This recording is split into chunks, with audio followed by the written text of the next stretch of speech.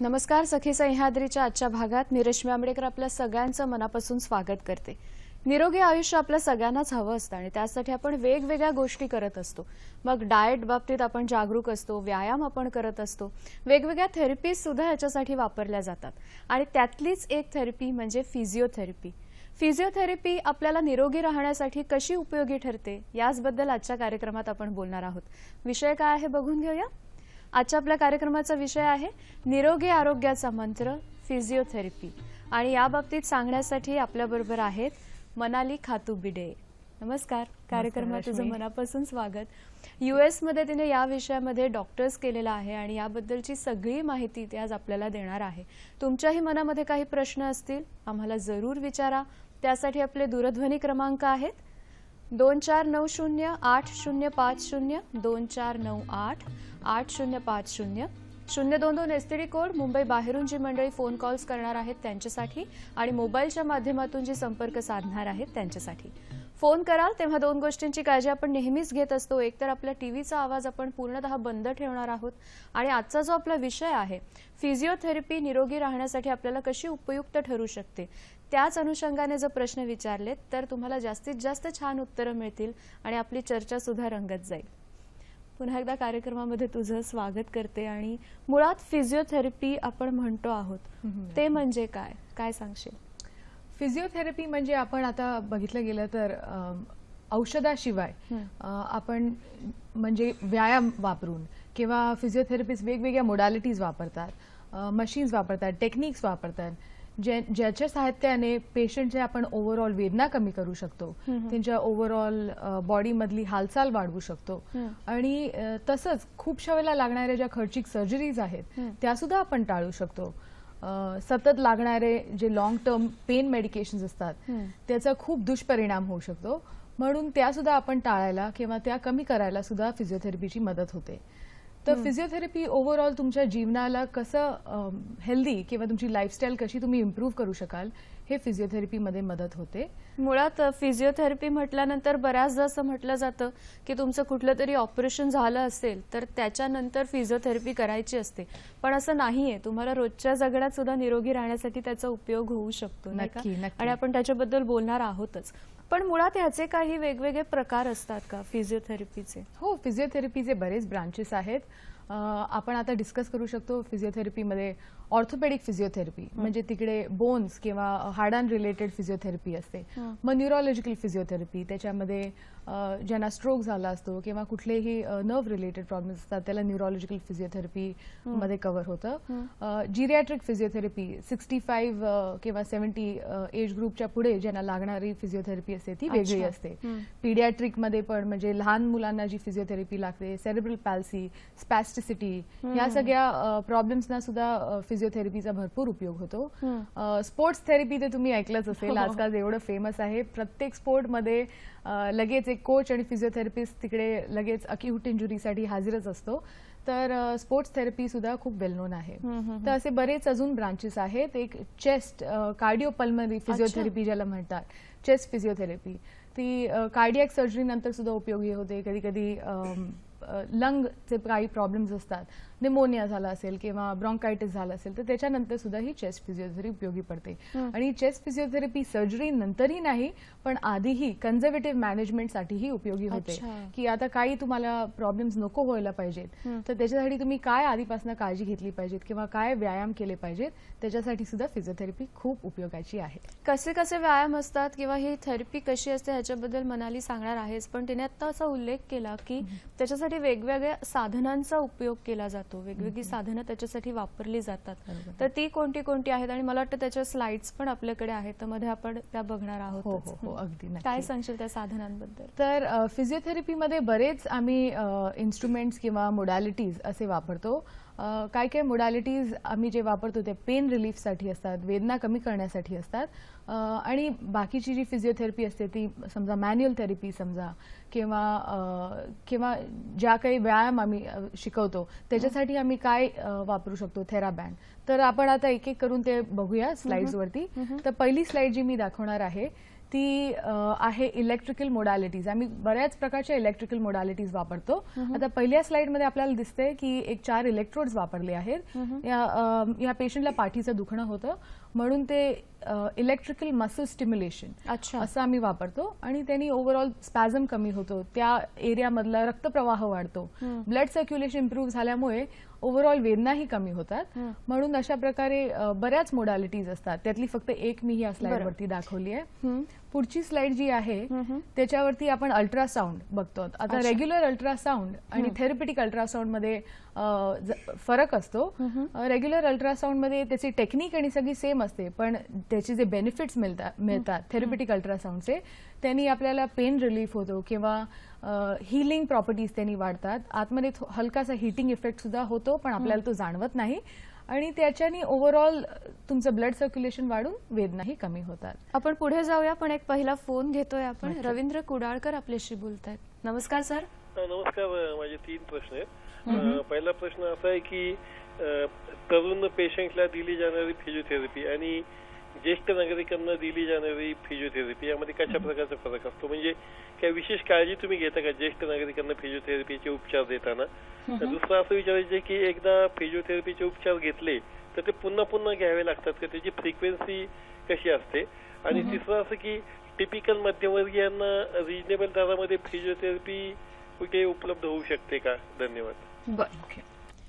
पहिला जो होता प्रश्न की तरुणांसाठी फिजिओथेरपी आणि ज्येष्ठांसाठी फिजिओथेरपी ह्याच्यामध्ये फरक असतो का जेव्हा तुमच्याकडनं व्यायाम सजेस्ट केला जातो ते? हो हो, अगदी अगदी त्याच्यामध्ये फरक असतो. कारण का जेव्हा आपण तरुण असतो तेव्हा आपलं बॉडी स्ट्रक्चर वेगळं असतं, फ्लेक्झिबिलिटी ओव्हरऑल स्ट्रेंथ बॉडीची वेगळी असते. आणि जसे जसे आपण वय वाढत जातं तसं बॉडीमध्ये ओव्हरऑल डिजनरेशन पण होतं. म्हणून त्या प्रकारे जी आम्ही फिजिओथेरपी सजेस्ट करतो ती सुद्धा वेगळी असते. प्लस प्रत्येक वयाप्रमाणे किंवा प्रत्येक कंडिशन प्रमाणे फिजिओथेरपी टेलर करायला लागते. ती त्या पेशंटला किंवा त्या वयोगटाप्रमाणे ती कस्टम मेड असते. किंवा मग त्याचे आजार कोणते आहेत किंवा त्याला कोणते प्रॉब्लेम्स आहेत त्या सगळ्याचा विचार करून मला वाटतं नंतर वय वाढतं तसं तुम्ही ते ठरवत असाल कसं करायचं. दुसरं त्यांनी असं विचारलं की फिजिओथेरपी एकदा घेतल्यानंतर ती पुन्हा पुन्हा कंटिन्यू ठेवावी लागते का ट्रीटमेंट? आता हा प्रश्न खूप कॉमन आहे. आणि फिजिओथेरपीमध्ये कसं आहे, तुमच्या जर वेदना असतील आणि त्या वेदना तुम्हाला कमी करायच्या असतील तर इनिशियल स्टेजमध्ये रेग्युलरली फिजिओथेरपी घेतल्याने तुमच्या त्या वेदना कमी होतात. एकदा ती अक्यूट स्टेज म्हणजे इनिशियल स्टेज निघून गेली त्याच्यानंतर तुम्हाला मोस्टली तुमचे व्यायाम करून किंवा एक्सरसाइजेस करून त्याच्यावर तुमचा फोकस ठेवला असतो.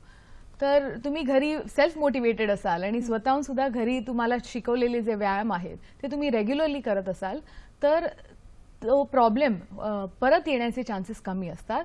पण जर तुम्ही टाळमटाळ केली किंवा नाही केलं तर मग ते फिजिओथेरपीकडे परत जाऊन त्यांच्या सुपरविजन खाली त्या एक्सरसाइजेस शिकून घेणं किंवा जर कुठली वेगळा प्रॉब्लेम आला तर त्या प्रॉब्लेमसाठी परत फिजिओथेरपी घेणं आवश्यक आहे. म्हणजे जसं व्यायाम आपण करत असलो तर तो सुद्धा रेग्युलर आपल्याला करावा लागतो स्वतःला फिट ठेवण्यासाठी, तसंच हे आहे. आणि त्याने असं विचारलं की ही ट्रीटमेंट सर्वसाधारण मध्यमवर्गीयांसाठी कमी खर्चामध्ये वगैरे कुठे उपलब्ध होऊ शकते? तर मला वाटतं सरकारी दवाखान्यांमध्ये असते सोय त्याची.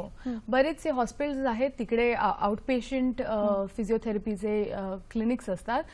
खूपशा ठिकाणी चॅरिटेबल ट्रस्ट पण असतात. त्या चॅरिटेबल ट्रस्टमध्ये सुद्धा अगदी मिनिमम अमाऊंट देऊन सुद्धा तुम्ही फिजिओथेरपी घेऊ शकतात. आणि थोडी लाईन जास्त असते तिकडे, पण तिकडे ओव्हरऑल तुम्हाला जो ट्रीटमेंट मिळणार किंवा जे काही तुमचं इंटरव्हेन्शन होणार ते सगळं चांगल्या तऱ्हेने होतं आणि ते अगदी रिझनेबल अमाऊंटमध्ये. आणि काही वेळेला समजा तुम्हाला तिथे जाणं शक्य नसेल तुमच्या आजारपणामुळे, तर काही वेळेला फिजिओथेरपिस्ट तुमच्या घरी सुद्धा येऊ शकतात तुम्हाला मदत करण्यासाठी. नलिनी कुलकर्णी आपल्याशी बोलतात. नमस्कार. हॅलो, बोला. मी नलिनी कुलकर्णी बोलते आहे, खारघर, नवी मुंबईवरून.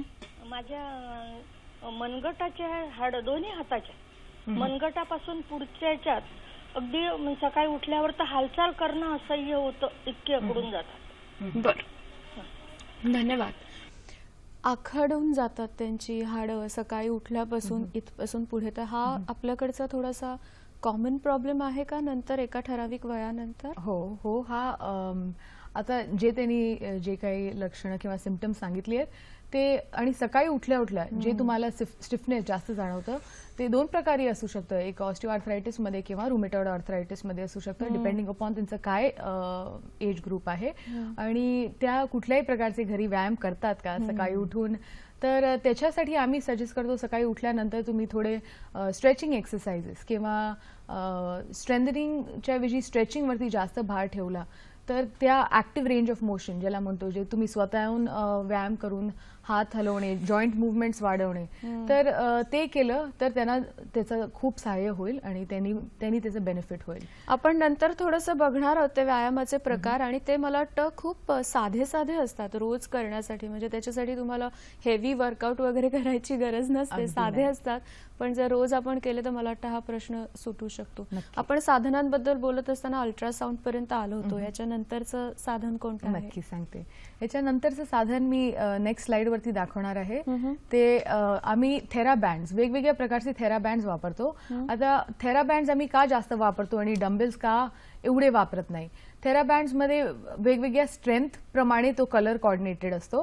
आणि आता आपण इकडे बघतो टॅन पासून गोल्ड पर्यंत सगळ्या प्रकारचे थेराबँड मिळतात. असे असतात, असे ते दिसतात आणि ते इझिली तुम्ही कुठेही ट्रॅव्हल करताना कॅरी करू शकतात. त्यातला एक थोडासा पीस कापला आणि तुम्ही तुमच्याबरोबर ठेवला तरी तुम्हाला कुठेही जाताना, म्हणजे ऑफिसला जाताना किंवा तुम्ही कुठेही वेकेशनला जात असाल तरी तुम्ही हे स्वतःबरोबर कॅरी करू शकता. तर अशा प्रकारे आम्ही थेराबँड वापरून स्ट्रेंथनिंग करतो. तशाच प्रकारे थेरा ट्यूब्स पण आहेत. तर थेरा ट्यूब्स पण आपण वापरून स्ट्रेंथनिंग करू शकतो. हे जे हँडल्स इकडे दिसत आहेत त्याचा पण उपयोग होतो. म्हणजे तुम्हाला हातामध्ये धरून कधीही स्ट्रेच करायला वापरू शकतो. ओके, आपण पुढे जाऊया, पण एक फोन घेऊया. उमा महाजन आपल्याशी बोलतात गोरेगावहून. नमस्कार. नमस्कार, माझे दोन प्रश्न आहेत. आजकाल संधिवात हे तरुणापासून ते वृद्धापर्यंत बोकाळलेला आहे आणि सर्वायकल स्पॉन्डिलोसिस हे दोन आजारासाठी आपण कुठले फिजिओथेरपी देता?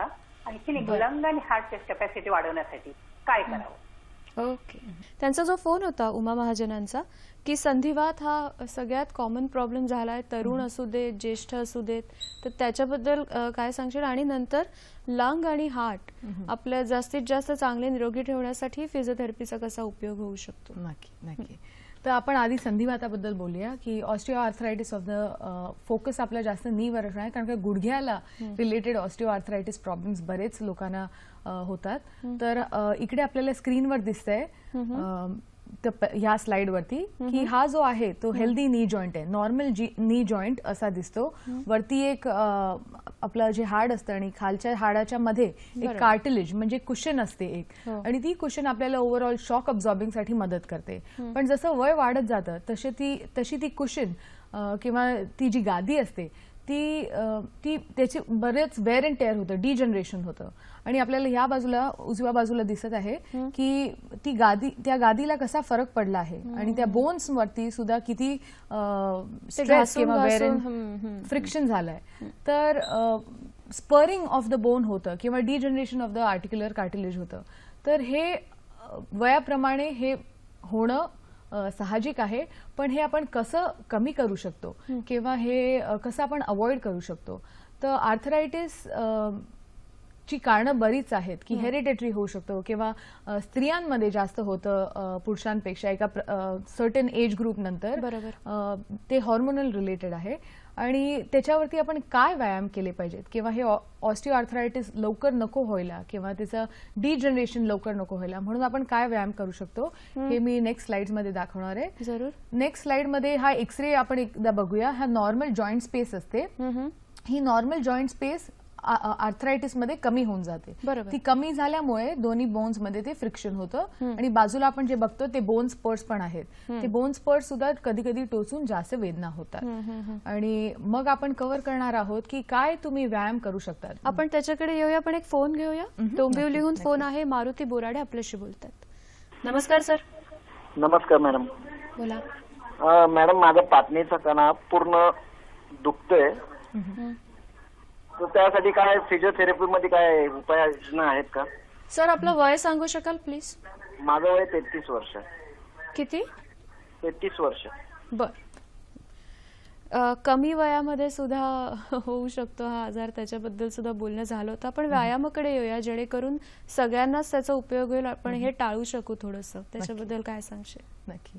तर आपण जर व्यायाम पाठदुखीचे जर आपण व्यायाम कव्हर करणार असू तर त्याच्यावर आपलं फोकस असं आहे की पाठदुखी सुद्धा वेगवेगळ्या प्रकारची असू शकते. ती जनरलाइज पाठदुखी असं बोलू नाही शकत. तर आता तो मसल रिलेटेड प्रॉब्लेम असेल किंवा जर तुमच्या पाठीच्या मणक्यामध्ये म्हणजे वर्टिब्रेजमध्ये जी कुशन असते ती सुद्धा कधी कधी रप्चर होऊन तुमच्या नसांवरती प्रेशर देते आणि त्याच्यामुळे पाठदुखी होऊ शकते. तुमचा पोस्चर जर चुकीचा असेल तर त्यांनी सुद्धा पाठदुखी होऊ शकते. तुम्ही बॉर्न झाल्यापासून कधी कधी स्पायनल अबनॉर्मॅलिटीज असतात, त्याला स्कोलिओसिस कायफोसिस असं बोलतात, तर त्यांनी सुद्धा पाठदुखीचे प्रॉब्लेम असू शकतात.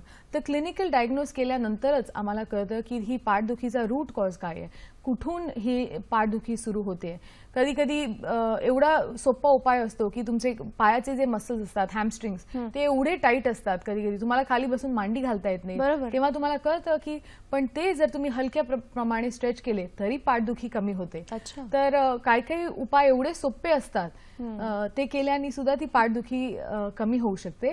आणि पण मेन रिझन असं आहे की क्लिनिकली आम्ही डायग्नोज केल्यानंतरच सांगू शकतो की तुमच्या पाठदुखीचा काय सोल्युशन आहे किंवा त्याला काय व्यायाम केले पाहिजेत. बरोबर आहे. माझ्याकडे एक बेसिक स्लाइड्स आहेत ज्याच्यामध्ये जनरल पाठदुखीसाठी आपण काय व्यायाम करू शकतो ते आपण या स्लाइड वरती बघू शकतो. हे आपण रोज करू शकतो. हो, हे रोज करू शकतो. ह्याचं आपण असं म्हणूयात की त्याच्यासाठी तज्ज्ञांनी आधी तुम्हाला त्याचं मार्गदर्शन करणं गरजेचं आहे. स्वतः त्याची सुरुवात करणं हे खूप रिस्की ठरू शकतं, नाही का? आपण स्लाइडकडे जाऊ. व्यायामाचे प्रकार आपण बघतो आहोत जे आपल्याला रोज उपयोगी पडू शकतात पाठदुखी कमी करायची असेल तर. तर लो बॅक पेन एक्सरसाइज मी मगाशी जसं बोलत होते की आपले हॅमस्ट्रिंग्स म्हणजे पायाचे जे काही मसल्स असतात पायाच्या मागे ते खूप टाईट असल्यामुळे सुद्धा आपल्याला पाठदुखी होऊ शकते. तर पहिल्या आपल्या स्लाइडमध्ये दिसतंय वरतीच हॅमस्ट्रिंग स्ट्रेच कसा करायचा ते दाखवलंय. मग पाठीचे काही हे झोपून व्यायाम असतात, साधेसे व्यायाम असतात, त्याला पेल्विक टिल्ट असं बोलतात की पाठ अशी हलकीशी तुम्हाला ह्याच्यावर दाबायची असते. म्हणजे तुम्ही जर जमिनीवर करत असाल तर ती जमिनीवरती पाठ दाबायची असते. मग दुसरे 2-3 एक्सरसाइजेस पण तिकडे आहेत की त्यांनी तुमच्या पाठीचे स्ट्रेचेस कसे होतात, कॅट अँड कॅमेल एक्सरसाइज त्याला बोलतात. मग ओव्हरऑल तुमची पाठदुखीचा प्रॉब्लेम कधी कधी स्टेबिलिटी तुमच्या कोर स्टेबिलिटीवर पण असतो. तर तुमचे अबडॉमिनल मसल्स सुद्धा जर वीक असतील, जर तुमचे पोटाचे मसल्स वीक असतील तर त्यांनीही तुमची पाठदुखी वाढू शकते. म्हणून त्याच्यासाठी बाकीच्या ज्या एक्सरसाइजेस दाखवल्या आहेत त्यांनी तुमची कोर स्टेबिलिटी सुद्धा तुम्ही इम्प्रूव्ह करू शकाल. ती एकदा चांगली झाली, ती एकदा स्ट्रॉंग झाली की तुमच्या पाठीला आरामात स्वतःहून सपोर्ट मिळतो. बरं, आपण पुढे जाण्या अगोदर रवींद्र आपल्याशी बोलतायत गोरेगावहून. नमस्कार. हॅलो. बोला सर. मी रवींद्र गोरेगावहून बोलतोय. माझे 2 प्रश्न आहेत.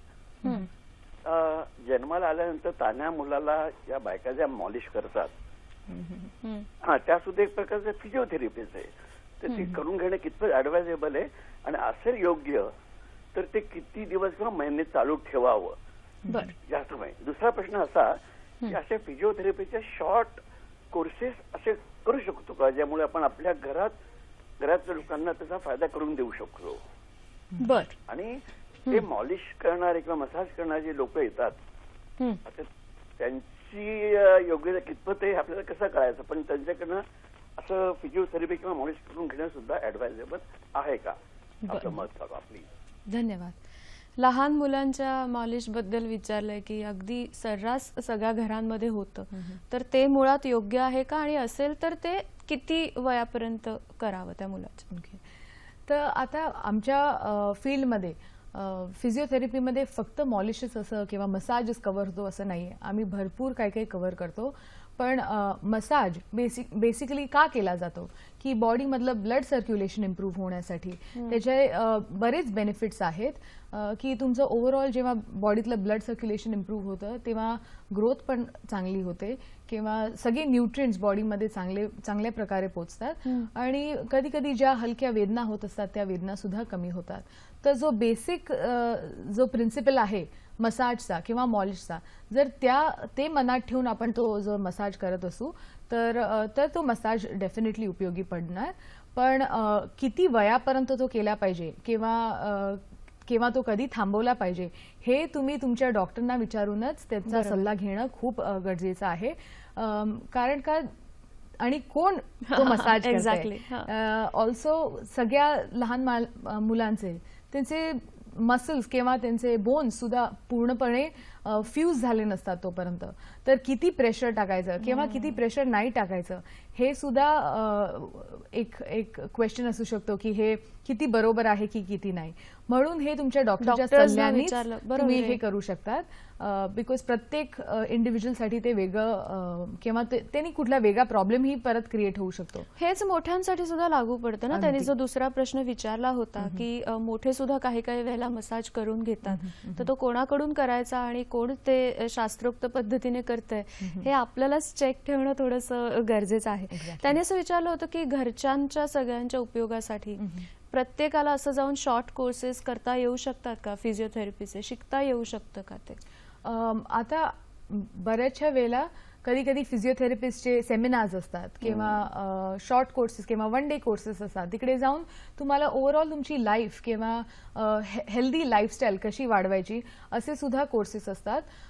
तर ते कोर्सेस करू शकतात. कधी कधी ते फिजिओथेरपिस्ट स्वतः म्हणजे कधी कधी असे शॉर्ट कोर्सेस असू शकतात. तर ते सुद्धा त्याच्यामध्ये तुम्हाला ते फिजिओथेरपिस्ट घरी येऊन सुद्धा कधी कधी तुम्हाला शिकवू शकतात की तुम्ही काय केलं पाहिजे किंवा काय प्रिकॉशन्स घेतले पाहिजेत जेणेकरून तुम्हाला पुढे जाऊन हा त्रास नको व्हायला पाहिजे आणि घरी काय काळजी घेतली पाहिजे की हे अडचणी नको. हो, पुन्हा एकदा फक्त तज्ज्ञांचा सल्ला हा या प्रत्येक वेळेला उपयोगी पडतो. आपणच आपलं जाऊन, कारण काय काय वेळेला असंही होऊ शकतं ना की आपल्याला त्या व्यायामाची आवश्यकता नसते, किंबहुना त्याने जास्त त्रास होण्याची शक्यता असते आणि तो आपण शिकून आलेला असतो आणि रोज करायला सुरुवात करतो आणि त्याने धोका जास्त होऊ शकतो ना. काही काही गोष्टी आपण असं आता बोलणार आहोत की ज्या अगदी कॉमनली आपल्याकडे आढळतात आणि त्याच्यासाठी फिजिओथेरपी ही खूप महत्वाची ठरू शकते.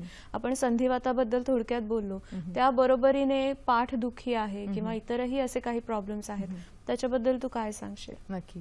आता मगाशी आपण पाठदुखीबद्दल बोलत होतो, तर तसंच त्याचप्रमाणे स्त्रियांना पाठदुखी होते आणि ती जनरली प्रेग्नन्सीमध्ये पाठदुखी जास्त होते. तर त्याच्यावर मला थोडं बोलायचं होतं की पाठदुखी ही का होते प्रेग्नन्सीमध्ये.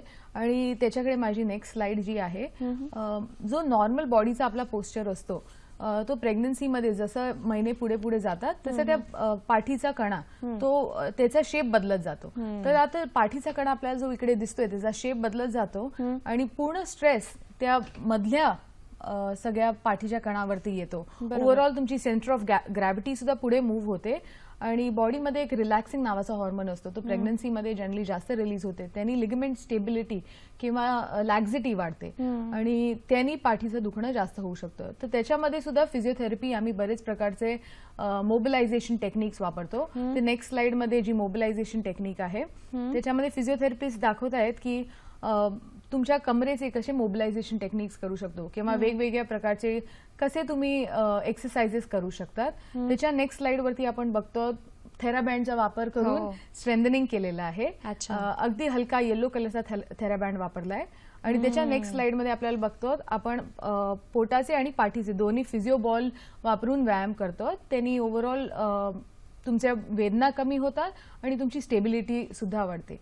तर हे सगळं आपण फिजिओथेरपीमध्ये आपण प्रेग्नंट असताना आपण हे कव्हर करू शकतो. दुसरा एक आपण महत्वाचा मगाशी एक भाग बघत होतो की गुडघा, ढोपर, त्याचे सुद्धा खूप मोठे प्रॉब्लेम्स असतात आणि त्याच्यासाठी सुद्धा असे काही व्यायाम आहेत का की रोज आपण ते केल्यानंतर तो त्रास कमी होण्याची शक्यता असते?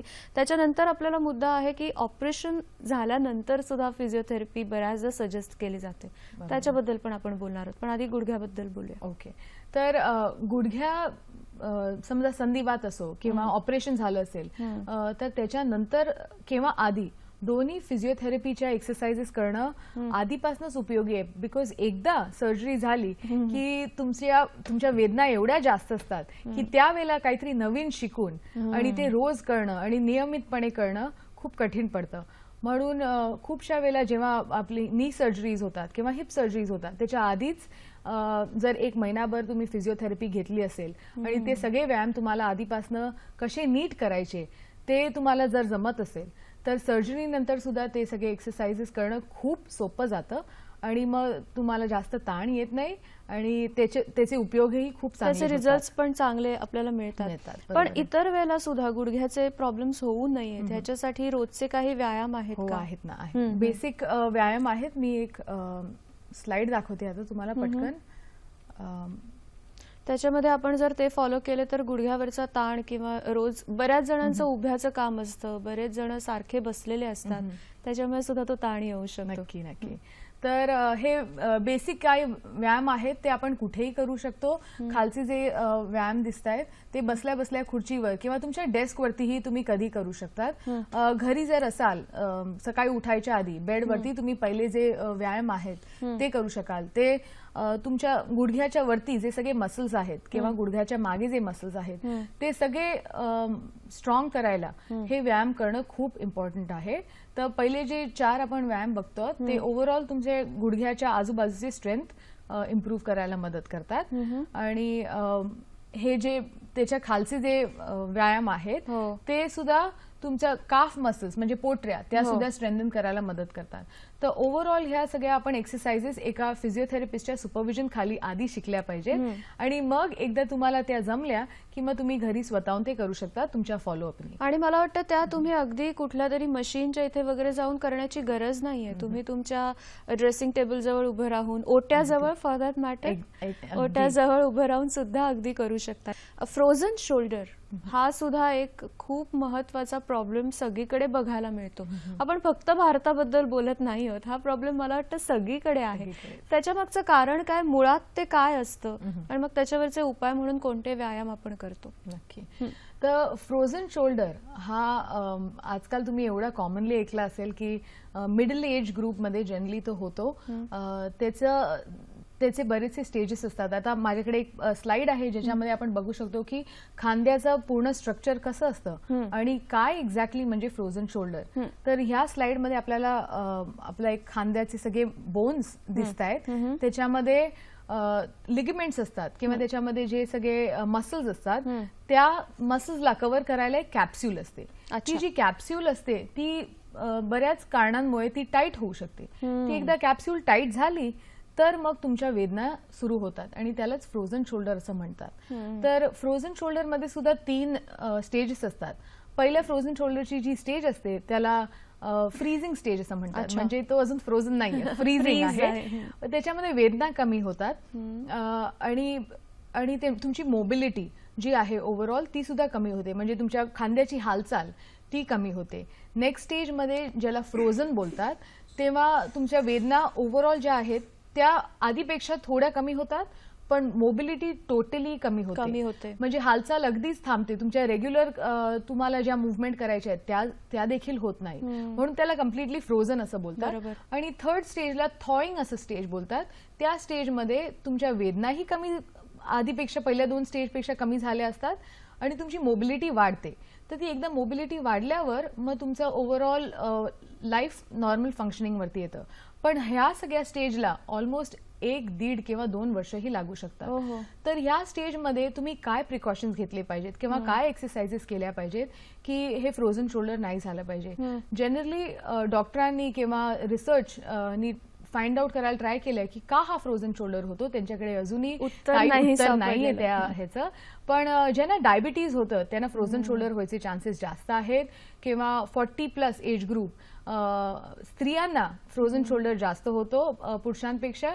आणि त्याच्यासाठी काय आपण प्रिकॉशन्स घेतले पाहिजेत किंवा प्रत्येक फ्रोझन शोल्डरच्या स्टेजमध्ये कुठकुठल्या एक्सरसाइज केल्या पाहिजेत हे आपण नेक्स्ट स्लाइडवर बघूया. कारण ते खूप महत्वाचं आहे ना. 1.5-2 वर्ष खूप मोठा स्पॅन आहे. खूप मोठा स्पॅन आहे आणि तेव्हा वेदना पण वेदना बऱ्याच प्रचंड होतात. होत असतात. हो. तर आपण आता काय एक्सरसाइजेस किंवा काय स्ट्रेचेस करू शकतो ज्यांनी फ्रोझन शोल्डर होणार नाही किंवा किंवा त्याच्यापासून तरी relief झाला मिळेल. तरी कसा रिलीफ त्याच्यावरनं घेऊ शकतो आणि ओव्हरऑल तुमची लाईफस्टाईल तुम्ही कशी मेंटेन करू शकाल त्याच्याप्रमाणे.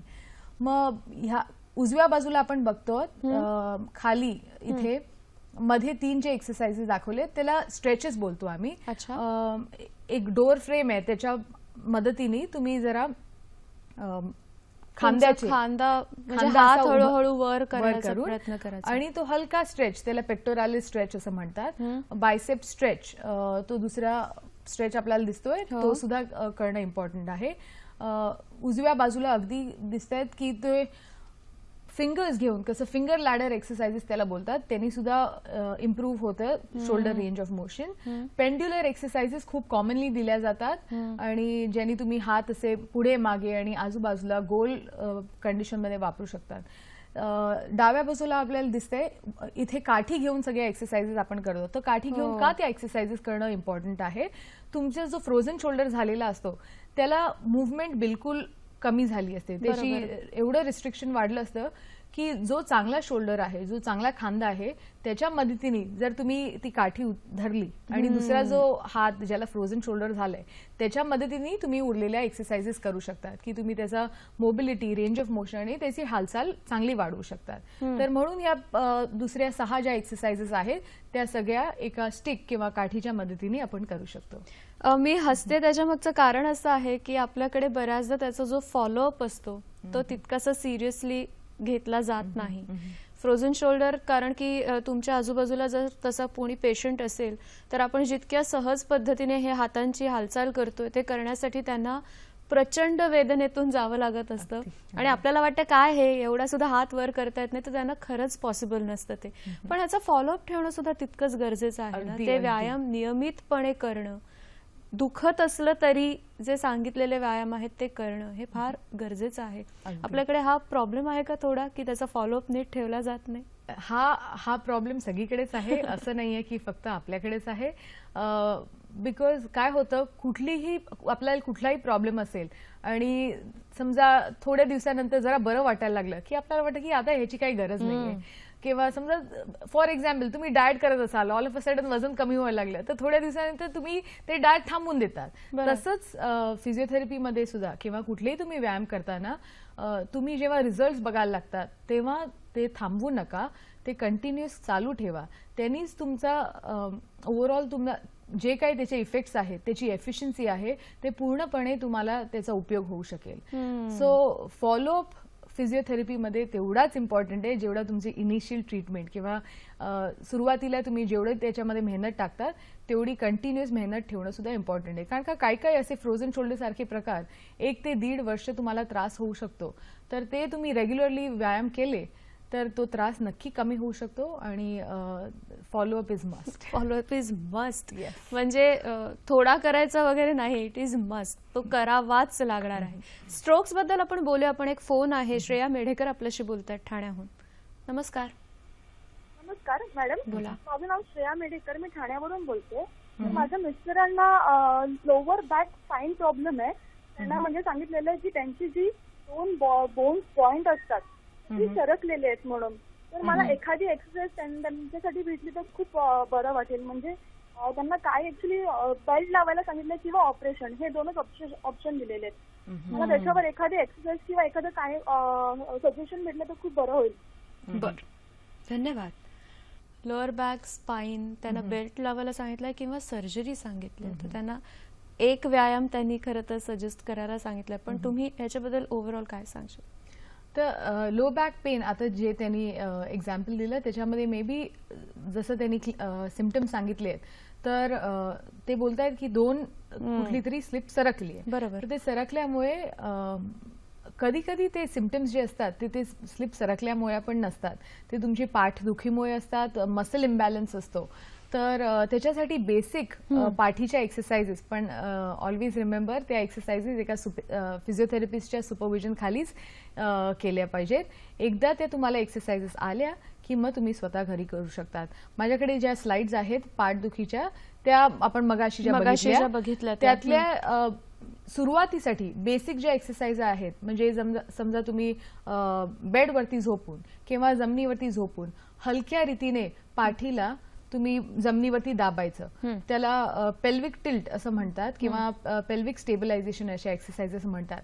ते करणं खूप गरजेचं आहे. त्यांनी तुम्हाला ओव्हरऑल पाठदुखी कमी होऊ शकते. काही स्ट्रेचेस सुद्धा जे आम्ही रेकमेंड करतो, हॅमस्ट्रिंग स्ट्रेचेस, ते केल्याने सुद्धा तुमची ओव्हरऑल पाठदुखी कमी होते. तर आता इकडे मी तुम्हाला ते एक्सरसाइजेस सांगणं आणि तुम्ही तुमच्या मिस्टरांसाठी ते करणं ते जरा अनसेफ ठरेल. तर तुम्ही एका चांगल्या फिजिओथेरपिस्टच्या सुपरविजन खाली जाऊन त्या एक्सरसाइजेस केल्या पाहिजेत. पण बेसिक 3 ते 4 एक्सरसाइजेस सुद्धा तुम्ही ज्या घरी सुरुवात केली तर त्यांनी तुम्हाला बराच उपयोग होईल आणि त्यांनी वेदना सुद्धा बऱ्याच कमी होतील. आणि ह्या सगळ्यामध्ये आपले फिजिओथेरपिस्ट किंवा त्यासाठी जे आपण डॉक्टर आपण ज्यांच्याकडे जात असतो, त्या सगळ्या तिघांच्या म्हणजे तुम्ही डॉक्टर आणि फिजिओथेरपिस्ट या सगळ्यांच्या सल्ल्याने या सगळ्या गोष्टी होणं गरजेचं आहे. श्रीकृष्ण ढोणे, डॉक्टर श्रीकृष्ण ढोणे आपल्याशी बोलतात. नमस्कार. हॅलो, नमस्कार मॅडम. बोला. नमस्कार. मी डॉक्टर श्रीकृष्ण ढोणे बोलतोय मॅडम, ठाण्यावरून. प्रश्न विचारा. मॅडम, आज आपण जे बोललात की सर्जरीच्या अगोदर पेशंटला फिजिओथेरपीचं प्रशिक्षण देणं गरजेचं आहे. बरेच पेशंट नी पेनचे किंवा बॅक पेनचे विदाउट सर्जरी प्रॉपर एक्सरसाइजनी ठीक होतात. तर आपण शस्त्रक्रिया अवॉइड करू शकतो. परंतु आजकाल मेडिक्लेम असल्यामुळं 5 स्टार हॉस्पिटल्समध्ये शस्त्रक्रियाशिवाय उपायच नाही असं सांगितलं जातं. हे मला अयोग्य वाटतं. आणि शस्त्रक्रियेनंतर सुद्धा जर फिजिओथेरपी केली नाही तर शस्त्रक्रिया फेल होते. याच्याबद्दल आपलं ओपिनियन काय आहे हे मला जरा सांगा मॅडम, आणि पेशंटला पण सांगा. सुरुवातीलाच तू सांगितलं होतंस की बरेचसे आपण शस्त्रक्रिया ज्या आहेत बऱ्याचशा, तर ते प्रॉपर फिजिओथेरपीने आपण त्या अवॉइड करू शकतो, नाही का? त्याचबद्दल तू परत आता काय सांगशील? आणि त्यांचा जो दुसरा महत्वाचा पॉइंट होता की जर शस्त्रक्रियेनंतर फिजिओथेरपी आपण नीट फॉलो केली नाही, जी आपल्याला सांगितलेली असते, तर शस्त्रक्रिया फेल जाण्याची शक्यता असते. आता पहिल्या क्वेश्चनला आपण उत्तर देऊया की खूपशा वेळेला त्यांनी आता एक्सप्लेन केलं, सगळ्यांकडे आता मेडिकेअर किंवा मेडिक्लेम असतो, तर म्हणून डायरेक्ट सर्जरीकडे पहिले लोक वळतात की अरे हो, इन्शुरन्स तर आहे, कव्हर करेल. पण तुम्हाला कळत नाही त्याच्यानंतर जे साईड इफेक्ट्स होऊ शकतात किंवा कधी कधी सर्जरीज फेलही होतात, इन्फेक्शनचे जास्त चान्सेस असतात. तर ते एवढी मोठी रिस्क घ्यायच्या आधी तुम्ही जर फिजिओथेरपी ट्राय केली आणि फिजिओथेरपीनी जर तुम्हाला आराम होत असेल, जर ते तुम्ही रेग्युलरली फॉलोअप करून, तर मग ते अशा ह्या खर्चिक ज्या सर्जरीज आहेत त्या तुम्ही अवॉइडही करू शकतात. आणि लॉंग टर्म जर सर्जरी झाल्यानंतर जर तुम्ही कुठलं फिजिओथेरपी तुम्हाला रेकमेंड केलं असेल किंवा सजेस्ट केलं असेल, तर ती फिजिओथेरपी काही काही जण नाही करत आणि ते सुद्धा ठीक होतात. पण त्यांचा जो हिलिंग स्पॅन आहे तो हिलिंग स्पॅन त्यांचा वाढतो किंवा लगेचच त्यांना ते प्रॉब्लेम्स नाही जाणवणार. पण जसं जसं वय वाढतं आणि तुमची मसल इन्स्टेबिलिटी झाली असते तर तुम्हाला त्याच जागेवरती दुसरी इंजुरी व्हायचे पण चान्सेस असतात. म्हणून कुठल्याही सर्जरी नंतर फिजिओथेरपी जर रेकमेंड केली असेल तर ती फिजिओथेरपी करणं खूप गरजेचं आहे. कारण का तुम्हाला तेव्हा वाटेल सगळं ठीक झालं आहे, पण थोड्या वर्षांनंतर ते तुम्हाला सगळे त्याचे साईड इफेक्ट जाणवतील. आणि मसल इम्बॅलन्स एकदा झाला की तो मग खूप वर्ष लागतात ते सगळं नॉर्मलाइज करायला. बरोबर. म्हणून त्याचं फॉलोअप इज डेफिनेटली नीडेड. म्हणजे सर्जरी फेल्ड असं पटकन नाही आपल्याला दिसणार, पण सर्जरी होऊन सुद्धा हवा तो इफेक्ट आहे तो आपल्याला कदाचित मिळू शकणार नाही जर आपण प्रॉपर फिजिओथेरपी फॉलो केली नाही तर. गणेश आपल्याशी बोलतात. नमस्कार. हॅलो, बोला सर. हॅलो, मी गणेश डोकटे बोलतोय. बोला. प्रश्न असा विचारायचा की ज्यांना पॅरालिसिस अटॅक येतो त्यांना तुम्ही फिजिओथेरपी देता का आणि त्याचा फिजिओथेरपी देण्यामुळे फायदा होतो का? गणेशजींचा जो प्रश्न होता त्याच्याबद्दलच आपण बोलणार होतो की स्ट्रोक्स किंवा मग आपल्याला जर पॅरालिसिस वगैरे झाला असेल तर त्याच्या वेळेला आपल्याला फिजिओथेरपी कशी उपयुक्त ठरू शकते. तर आता त्यांच्या प्रश्नाप्रमाणे त्यांना पॅरालिसिस झालंय म्हणजे कुठल्या तरी टाईपचा स्ट्रोक झालाय. तर स्ट्रोक सुद्धा बऱ्याच टाईपचा असू शकतो. तो थ्रोम्बोटिक असू शकतो, एम्बॉलिक असू शकतो किंवा सेरेब्रल. वेगवेगळ्या प्रकारे तुम्हाला पॅरालिसिस होऊ शकतात. तर माझ्याकडे एक स्लाइड आहे त्याच्यामध्ये आपण बघू शकतो की स्ट्रोक कसा होतो किंवा काय टाईपचा स्ट्रोक होतो आणि त्यांनी काय सिम्पटम्स होऊ शकतात किंवा काय लक्षणं होऊ शकतात आणि त्याच्यावर आपण काय एक्सरसाइजेस केल्या पाहिजेत किंवा फिजिओथेरपी कशी ओव्हरऑल स्ट्रोक इम्प्रूव्ह करण्यामध्ये ठरते हे आपण बघणार आहोत. तर ही जी पहिली स्लाइड आहे आपल्याकडे ती टाइप्स ऑफ स्ट्रोकवर आहे की कुठल्या प्रकारचे स्ट्रोक्स होऊ शकतात. थ्रोम्बोटिक स्ट्रोकमध्ये ब्लड क्लॉट झाल्यामुळे तुमच्या मेंदूला जर रक्तप्रवाह कमी पोचला तर तो एरिया काम करायचा थांबतो आणि त्याच्यामुळे स्ट्रोक होऊ शकतो. दुसरा आहे एम्बॉलिक स्ट्रोक मध्ये तुमच्या बॉडीमध्ये कुठेही प्लॅक असेल किंवा कॅल्शियमचं डिपॉझिशन असेल किंवा कुठलाही एम्बॉलिक क्लॉट असेल तो जाऊन सुद्धा तुमच्या ब्लड सप्लायला अरेस्ट करू शकतो आणि त्याच्यामुळे तुम्हाला स्ट्रोक होऊ शकतो. आणि तिसरा आहे ज्याला जनरली अॅन्युरिझम किंवा हेमरेज बोलतात, सेरेब्रल हेमरेज. तर त्याच्यामध्ये त्या एरियामध्ये मेंदूच्या त्या एरियामध्ये ब्लिडिंग होऊ शकतं आणि ते ब्लिडिंग झाल्यामुळे सुद्धा तुम्हाला स्ट्रोक होऊ शकतो. तर त्याच्या नेक्स्ट स्लाइडमध्ये स्ट्रोक झाल्यानंतर काय सिम्पटम्स होतात. नुसतंच पॅरालिसिस होतं असं नाहीये पण तुम्हाला फेशियल सिम्पटम्स पण दिसतील की ड्रुपिंग होतं. तो चेहऱ्यावरचा एका बाजूला तुम्ही जर हसायला गेलात तर फक्त एकच बाजू हसल्यासारखी होते, दुसऱ्यावरचा कंट्रोल कमी होऊन जातो आणि मग एका हाताचा वीकनेस होतो किंवा पायामध्ये सुद्धा वीकनेस होऊ शकतो. कधी कधी बोलायला पण त्रास होतो, स्पीच डिफिकल्टीज होतात. त्यावेळेला तुम्हाला नक्की लगेच डॉक्टरकडे जाणं खूप उपयोगी आहे. तर स्ट्रोक आपले वेगवेगळ्या टाईपचे किंवा सिव्हिअरिटीचे असू शकतात. तर बेसिक जो स्ट्रोक साधा असेल ज्याच्यामध्ये फक्त तुम्हाला हाताचे तुमचे फंक्शन्स अफेक्टेड असेल किंवा फक्त पॅरालिसिस झालं असेल एका साईडला तर फिजिओथेरपी आम्ही बऱ्याच प्रकारचे एक्सरसाइजेस सजेस्ट करतो. त्या एक्सरसाइजेसमध्ये तुम्ही क्ले किंवा आम्ही ज्याला थेरापटी म्हणतो मातीचे एक्सरसाइजेस असतात ते वापरून हाताची तुम्ही ओव्हरऑल मुवमेंट आणि वाढवू शकतात. आणि सिव्हिअर स्ट्रोकमध्ये फिजिओथेरपी आधीपासनं तुम्हाला द्यायला लागते कारण का त्यांचे जे न्यूरल कनेक्शन असतं, मसल न्यूरो कनेक्शन असतं ते कट झालं तर ते रिजनरेट करण्यासाठी आम्हाला अगदी लहान मुलाला कसं सुरुवातीपासून सगळं शिकायला लागतं की कसं रोल व्हायचं किंवा क्रॉल करायचं, कसं उभं राहायचं, कसे पहिले 2-3 पावलं टाकायची. तर हे करताना आम्ही वेगवेगळे अप्रोच वापरतो. त्याला एनडीटी किंवा बोबॅथ अप्रोच बोलतात. ते डिटेलमध्ये जे अप्रोच असतात ते कुठे एक्झॅक्टली प्रेशर द्यायचं किंवा काय मसल आधी स्ट्रेंथन करायचा किंवा कुठल्या मसलची स्ट्रेचिंग करायचं आणि स्टेज प्रमाणे तो कसा स्ट्रोकला इम्प्रूव्हमेंट करायची हे सुद्धा फिजिओथेरपीचे खूप उपयोग आहेत. पुण्याहून फोन आहे, दत्तात्रय आपल्याशी बोलतात. नमस्कार सर. Hello madam. बोला. मला उजव्या पायाला ताकद कमी झालेली आहे.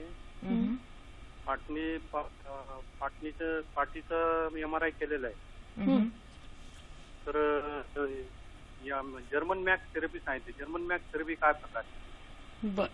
आपलं वय काय सर? 52. ओके, धन्यवाद. काय सांगशील? तर त्यांनी उजव्या पायाला त्यांचा वीकनेस आलाय आणि पाठीचा जो त्यांना त्रास झाला आहे तर जर तो MRI केलाय आणि प्रॉब्लेम जर पाठीमधनं सुरू होत असेल पण वीकनेस राईट लेगमध्ये असेल म्हणजे त्यांची कुठली तरी नर्व कंप्रेस होते आणि ती नर्व कंप्रेस झाल्यामुळे त्यांना जर एका प्रकारची फिजिओथेरपी रेकमेंड केली आहे तर ती फिजिओथेरपी फक्त त्याच जर्मन मॅक्सनीच होणं असं नेसेसरी नाहीये. जर तुम्ही त्या टाईपच्या एक्सरसाइजेस केल्या किंवा तुम्ही स्ट्रेचेस केले आणि तुम्ही तुमच्या उजव्या पायाची जे स्ट्रेंथनिंग एक्सरसाइजेस सुरू केले तर त्याचाही तुम्हाला उपयोग होऊ शकतो आणि त्यांनी सुद्धा तुमचं हिलिंग चांगलं होऊ शकतं. ओव्हरऑल तुमचा बेसिक जो प्रॉब्लेम आहे तो पाठी रिलेटेड आहे. तर त्याचा रूट कॉज फाइंड आउट केल्याने जर तुम्ही पाठीच्या पोटाच्या एक्सरसाइजेस सुरू करून आणि मग तुमच्या उजव्या पायाच्या एक्सरसाइजेस सुरू जर केल्या तर त्यांनी सुद्धा तुम्हाला भरपूर उपयोग होऊ शकतो. हे आजारपणाशी संबंधित जी नंतरची फिजिओथेरपी दिली जाते तर नक्की तू पण ह्याच्यावर पूर्णतः सहमत असशील की ह्याच्यामध्ये वेळ लागणार असतो. आज थेरपी सुरू केली आणि उद्या रिझल्ट आले असं होत नाही. तर त्याच्यासाठी सगळ्यांचेच पेशन्स हे फार महत्वाचे असतात. काय सांगशील? आणि नंतर आपण आजचा जो विषय आहे, शेवटची काही मिनिटं आहेत आपल्याकडे, की रोजच्या जगण्यामध्ये फिजिओथेरपी आपल्याला कशी उपयोगी ठरू शकते, त्याचे छोटे छोटे व्यायाम सुद्धा स्लाइडच्या माध्यमातून तू दाखवणार आहेस. तर त्याच्याकडे बोलूया. पण हे पेशन्स आणि वेळ लागणं ह्याच्याबद्दल काय सांगशील? हे साहजिक आहे की कुठलीही आपल्याला लगेच क्विक रिझल्ट्सची सवय असते आजच्या फास्ट पेस लाईफमध्ये, की आता हे केलं तर लगेच आपल्याला रिझल्ट पाहिजे असं असतं. पण मसल डेव्हलप व्हायला वेळ लागतो, तसंच मसल वीक व्हायलाही वेळ लागतो. मसल मेमरी नावाची पण एक गोष्ट असते. तर तुम्ही बरेच वर्ष किंवा बरेच महिने किंवा बरेच आठवडे जरी तुम्ही व्यायाम केला नसेल तर मसल मेमरी कमी होते आणि म्हणून फॉलोअपसाठी सारख्या त्या एक्सरसाइजेस मेंटेन करायला लागतात. मेंटेनन्स मोड खूप इम्पॉर्टंट आहे, कारण का त्यांनीच तुम्हाला ओव्हरऑल तुमची इम्प्रूव्हमेंट होते. आणि सेल्फ मोटिवेशन इज इम्पॉर्टंट, कारण का जर दुसऱ्यांनी सांगून त्या एक्सरसाइजेस करणं, जर तुम्हालाच त्याचा उपयोग होणार नसेल किंवा जर तुम्ही स्वतःहून त्या मोटिवेट होऊन एक्सरसाइजेस केल्या तर त्याचा जास्त फायदा होतो. रोजच्या जगण्यातल्या ज्या एक्सरसाइजेस आहेत, आपण शेवटच्या आपल्या टप्प्याकडे आलोय कार्यक्रमाच्या, तर त्या कोणत्या कोणत्या आहेत जे प्रत्येक जण करू शकतो कोणत्याही वयात आणि त्यांना त्याचे खूप चांगले रिझल्ट्स निरोगी राहण्यासाठी मिळू शकतात? काय सांगशील? नक्की. आजच्या आपल्या एवढ्या फास्ट पेस लाईफमध्ये सगळ्यांना वेळेची खोटी असते. एक्सरसाइजेस नेहमी फक्त जिमला जाऊनच केल्या पाहिजेत किंवा बाहेर मॅरेथॉन धावण्यालाच केल्या पाहिजे असं काही नाहीये. घरच्या घरी तुम्ही बेसिक फिजिओथेरपी किंवा एक्सरसाइजेसही करू शकतात. सकाळी उठल्या उठल्या काय व्यायाम करू शकतात किंवा ऑफिसमध्ये जाऊन तुम्ही डेस्क जॉब असेल तर तिकडे सुद्धा तुम्ही कसं मॉडिफाय करू शकतात की ज्यांनी तुम्हाला ते एक्सरसाइजेस करता येतील. आपल्याकडे एक स्लाइड आहे, मी दाखवते पहिली स्लाइड. तर ही स्लाइड ह्या डाव्या बाजूला आपण बघतो एक एक्सरसाइज बाईक असते. अच्छा. ती जनरली कुठल्याही मेडिकल स्टोअर मध्ये सुद्धा अवेलेबल असेल किंवा जर नसेल तर तुम्ही ऑर्डरही करू शकता ती ऑनलाईन. तर तुम्हाला हे उजव्या बाजूला दिसते, सायकल सारखं ते करत राहायचं. सायकल सारखं करत राहायचं. तर मध्ये कधीही तुम्हाला जेव्हा वेळ असेल हलका तुम्ही ती डेस्क खाली ठेवू शकतात आणि 15 मिनिटं जरी ती सायकल सारखी ती तुम्ही बाईक वापरली तर तुमच्या ओव्हरऑल जॉईंट्सची मोबिलिटी वाढत राहते आणि त्याची स्ट्रेंथही वाढत राहते. आणि काही काही ज्या एक्सरसाइजेस आहेत त्या तुम्ही बसल्या बसल्या टीव्ही बघतानाही करू शकतात. जरी कुठली मध्ये ऍड आली तर नेक्स्ट स्लाइड मध्ये मी दाखवते की बसल्या बसल्या पाय कसे तुम्ही वर खाली घेऊ शकतात किंवा खुर्चीला धरून सुद्धा पोटऱ्या वर खाली करू शकतात. असे 10 रेपिटेशन जरी तुम्ही दोन्ही पायांमध्ये केले तरी ते खूप उपयोगी ठरते. अगदी थोडा वेळ आपल्याकडे. आणि तसेच बरेचसे हे स्टँडिंग व्यायाम असतात. तर ज्या सकाळी उठल्यानंतर समजा बायकांना स्त्रियांना वेळ नसेल तर ओट्याला धरून सुद्धा आपण कसं डिस्कस केलं तशा सगळ्या एक्सरसाइजेस होऊ शकतात. त्या एवढ्या सोप्या असतात, 5 ते 10 मिनिटं त्या एक्सरसाइजेस करायला लागतात. कधी कधी तुम्ही रेपिटेडली केल्या तर ते मॅक्झिमम अर्धा तास घेतो. पण त्या एक्सरसाइजेस जर तुम्ही रोजच्या लाईफस्टाईलमध्ये इम्प्लिमेंट केल्या तर तुमचं ओव्हरऑल फिजिओथेरपी आणि तुमचं जीवन लाईफस्टाईल खूप चांगली मेंटेन होईल आणि तुम्ही बरेचसे प्रॉब्लेम्स अवॉइड करू शकता. याच नोटवर आजच्या कार्यक्रमामध्ये इथे थांबतोय. पण कसा वाटला कार्यक्रम आम्हाला जरूर कळवा. 2 माध्यमातून तुम्ही आम्हाला हे सांगू शकता. फेसबुक पेजला व्हिजिट करू शकता किंवा आम्हाला ईमेल सुद्धा पाठवू शकता. फेसबुक पेजला जर व्हिजिट करणार असाल तर www.facebook/sakhisayhadri.dd आणि आपला ईमेल आयडी आहे sakhisayhadri@gmail.com. मनाली इथे आलीच आणि इतक्या छोट्या छोट्या गोष्टीतून फिजिओथेरपीचं ओव्हरऑल महत्त्व काय आहे ते सांगितलंस. त्याबद्दल तुझे मनापासून आभार मानते आणि आपल्या सगळ्या प्रेक्षकांचे सुद्धा आभार मानते. त्यांनी खूप छान प्रश्न विचारले आणि ही चर्चा पुढे नेली. नव्या विषयासह नव्या कार्यक्रमात आपण पुन्हा भेटणार आहोतच. आज मात्र इथेच थांबतोय. नमस्कार.